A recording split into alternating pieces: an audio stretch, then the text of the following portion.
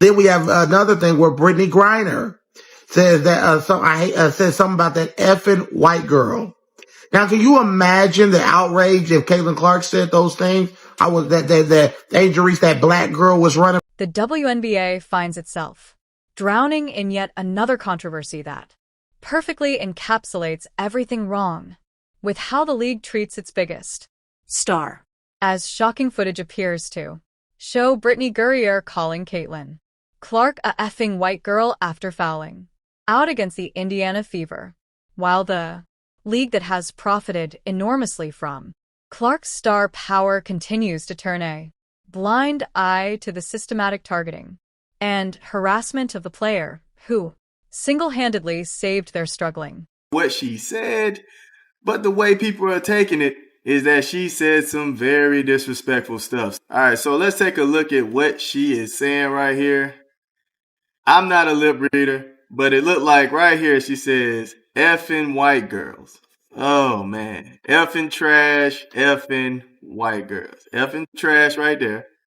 Effing. What unfolded on Thursday night during the Indiana Fever's 81-76 victory over the Atlanta Dream was nothing short of disgraceful, though sadly not surprising, for anyone who has been paying attention to how WNBA players treat Caitlin Clark. Brittney Griner, the same player who was traded for the Russian Merchant of Death and became an international incident, apparently couldn't handle being outplayed by a 22-year-old point guard who weighs about half as much as she does. The post from Brittney Griner, and I don't. One thing I don't understand is that, like, there is some kind of flimsy evidence, I guess. Like, we're not lip readers. We're not lip readers. She probably says trash.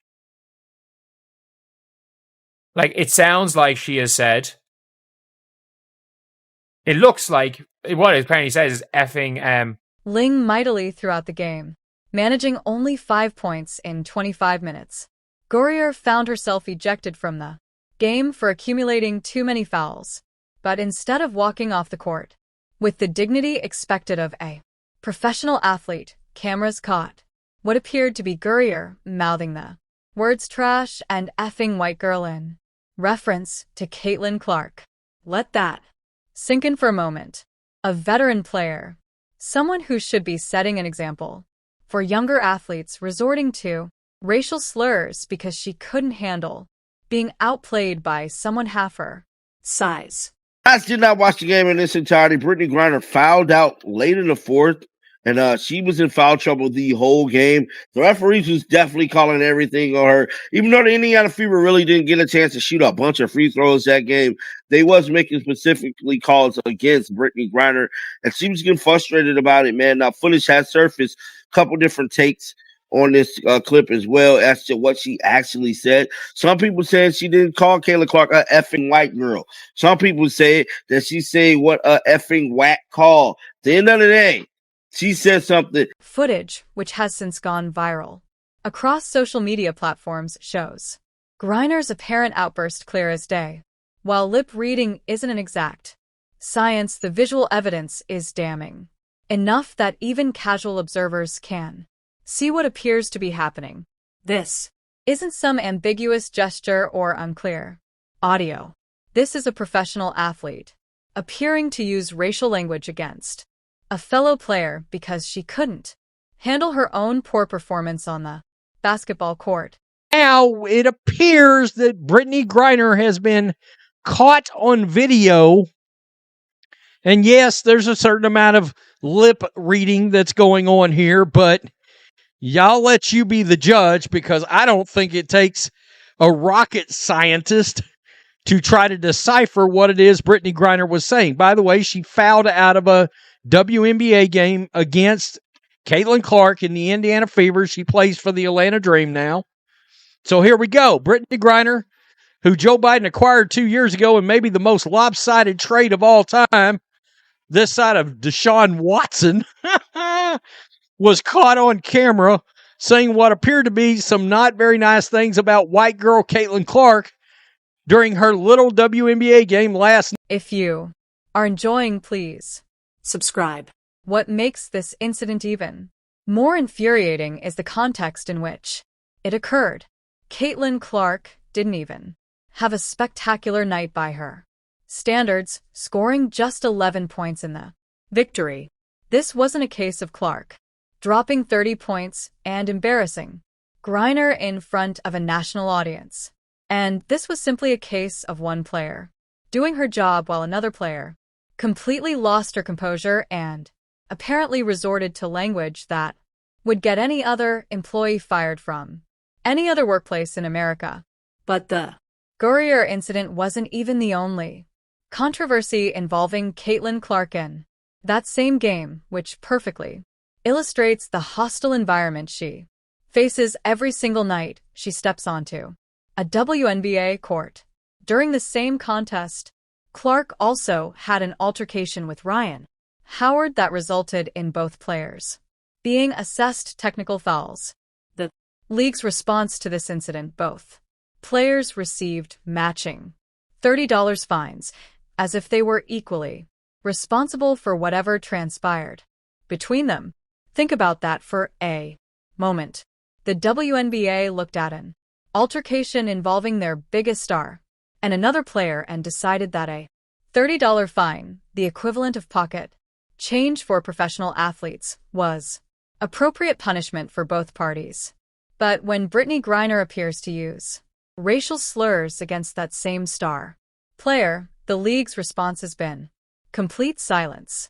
A lot of very, very racist women, right? These are racist women who were taught that they were God's gift to women's basketball, that they are black, and because of that, they are better than white people at sports. That's the one area that they can succeed over white people in sports, right? And this is their league, right? Then you got a young, the stereotypical white girl, pretty, skinny, is better than it comes into the sport and becomes the Michael Jordan, LeBron James of the sport. The face gets more publicity on one than they've ever got in some of their playoff, any of their games ever. Brings more money. They are extremely jealous and won't say it. They want to make it like it's typical basketball. But no, they have made it very clear. Angel Reese, the Brittney Griners, that nobody cared about their league. This represents the kind of selective enforcement and double standards that have become the WNBA's calling card when it comes to protecting Caitlin Clark. When Clark is involved in any kind of physical altercation, the league is quick to assign equal blame and hand out matching punishments as if the player who has revolutionized their sport is somehow equally responsible for every negative interaction she experiences. But when other players cross lines that shouldn't exist in professional sports, suddenly the league develops a case of selective blindness. The $30 fine for the Howard incident becomes even more laughable when you consider what Caitlin Clark brings to the WNBA financially. This is a player whose very presence can turn a Tuesday night game into a cultural event, whose jersey sales have broken league records, and whose games consistently draw television audiences that other WNBA contests can only dream of achieving. Yet the league treats her like any other player when it comes to punishment, while refusing to protect her when she becomes the target of truly inappropriate behavior. What we're witnessing with both the Griner incident and the broader treatment of Caitlin Clark isn't isolated behavior. It's part of a systematic pattern of targeting that has become so obvious it's impossible to ignore. Another thing where Brittney Griner says that says something about that effing white girl. Now, can you imagine the outrage if Caitlin Clark said those things? I was that Angel Reese, that black girl was running from that. Why is it that the black players can be openly racist? There's investigation into racist comments, but you can be racist toward a white girl who is bringing all these eyes to the WNBA. Brittney Griner apparently taking this targeting to an entirely new level by introducing horrible language into her frustration with Clark's success. This isn't competitive trash talk between athletes. This is a veteran player appearing to cross racial lines because She can't handle being outplayed by someone who represents everything the league should be celebrating. The pattern is clear. When players can't match Caitlin Clark's basketball ability, drawing power, or professional demeanor, they resort to creating controversies, manufacturing drama, or, in Gurrier's case, apparently using language that has no place in professional sports. It's like watching a group of adults become so frustrated with a child's success that they resort to playground bullying tactics, except these are supposed to be professional athletes representing the highest level of women's basketball. What makes this pattern even more disturbing is how predictable it has become. Every time Clark has a successful game, every time she breaks another attendance record, every time she brings new fans to the sport, you can practically set your watch by when the next manufactured controversy will emerge. It's as if some players have made targeting Clark their primary contribution to basketball discourse rather than focusing on their own games.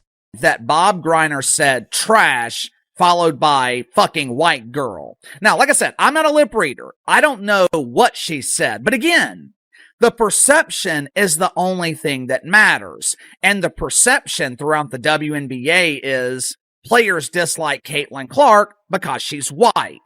I think the main reason they dislike Caitlin Clark is because she's white and has elevated the league into the mainstream. The most infuriating aspect of this entire situation is the WNBA's complete failure to protect the player who has done more for their league than anyone in recent memory.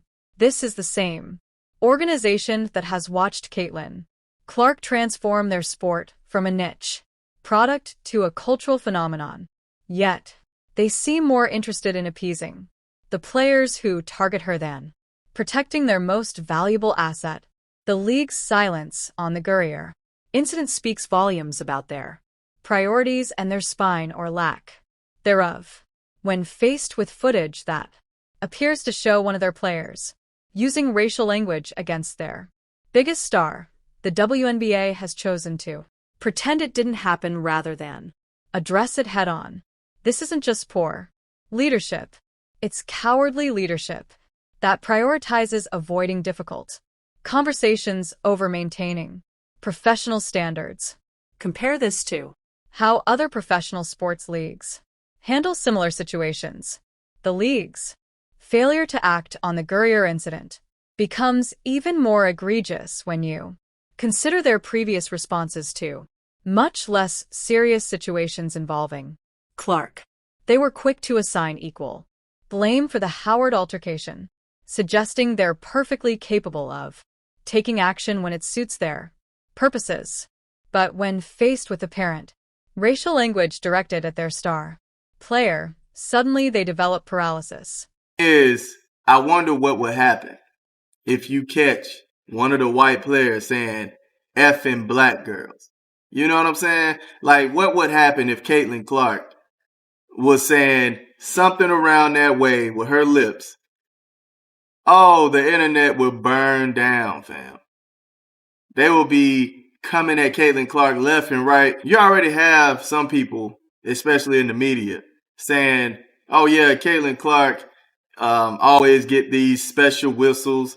She's this, she's that, race this, race that. So I can only imagine if she messed around and had a video that was close to something like this. Come on, fam. A purely business perspective, the WNBA's failure to protect Caitlin Clark is one of the most short-sighted decisions in modern sports management. This isn't just about doing the right thing morally, though that should be reason enough. It's about protecting an investment that has transformed their entire industry. Caitlin Clark's impact on WNBA attendance, television ratings, and merchandise sales isn't a matter of opinion. It's measurable fact that shows up in every financial metric the league tracks. Her games consistently outdraw other WNBA contests by massive margins. Her jersey is the league's bestseller. And her presence has attracted sponsors and media attention that the WNBA couldn't buy with their entire marketing budget. Yet the league seems determined to undermine the success by allowing other players to create toxic environments around their biggest draw.